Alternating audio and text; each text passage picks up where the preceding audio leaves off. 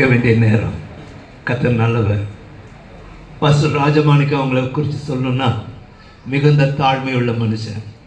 ஆனால் அவர் பேசுகிறது பார்த்தா கோபமாக பேசுகிற மாதிரி இருக்கும். மற்றவங்க கேட்கும்போது அது ரொம்ப கோபப்படுற மாதிரி கூட இருக்கும். ஆனால் உண்மையில் அவரோட பழகுனவங்களுக்கு தெரியும் ரொம்ப தாழ்மை உள்ள மனுஷன். எந்த காரியத்தை அனுசரித்து போகிறதுக்கு தன்னை தாழ்த்தி விடுவார். அப்படி ஒரு மனுஷன். அவர் எனக்கு கிடைச்சது ஒரு பெரிய ஆசீர்வாதம்னு நான் அனுதினமும் ஜெபத்தில் ஆண்டவருக்கு நன்றி சொல்கிறேன். ஏன்னு கேட்டிங்கன்னா, கொரோனா காலத்தில் எல்லா சபைகளும் விழுந்து போனதை நம்ம எல்லாரும் அறிந்திருக்கிறோம். ஒரு பெரிய தொய்வை நாம் பார்த்துருந்தோம். ஆனால் அந்த தொய்வுக்கு மத்தியில் இந்த ஐக்கியத்தை ஆண்டவர் ஏற்படுத்தினார்.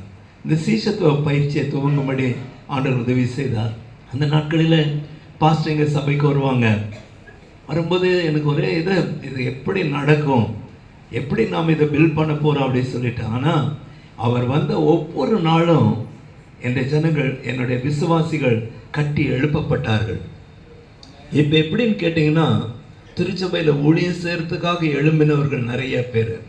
ஆண்டவருடைய வேதத்தை வாசிக்கிற அனுதினமும் எங்கள் சபையில் எல்லாரும் சேர்ந்து வேதத்தை வாசிக்கிற ஒரு நேரத்தை வச்சுருக்கிறோம். அப்படியெல்லாம் செய்கிறதுக்கு அவர் ஊன்றுகோலாக இருந்தார். ஹல்லேலூயா.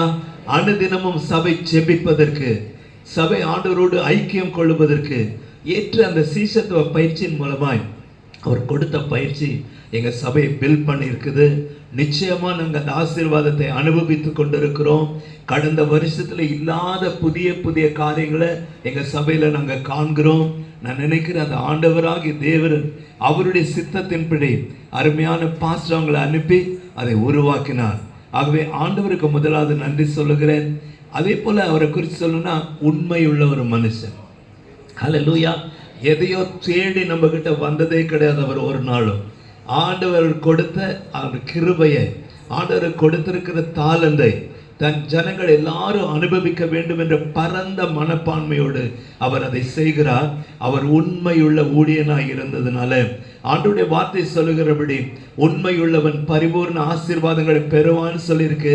நான் நினைக்கிறேன் ஆண்டவர் அவரை பரிபூர்ணமாய் ஆசீர்வதித்திருக்கிறார். நான் முதல்ல சொன்னது போல இப்பொழுது இருப்பதை காட்டிலும் 1000 மடங்கு அவரை ஆசீர்வதிப்பார். God bless you, Pastor. God bless you. ஐயா, உனக்கு நன்றி.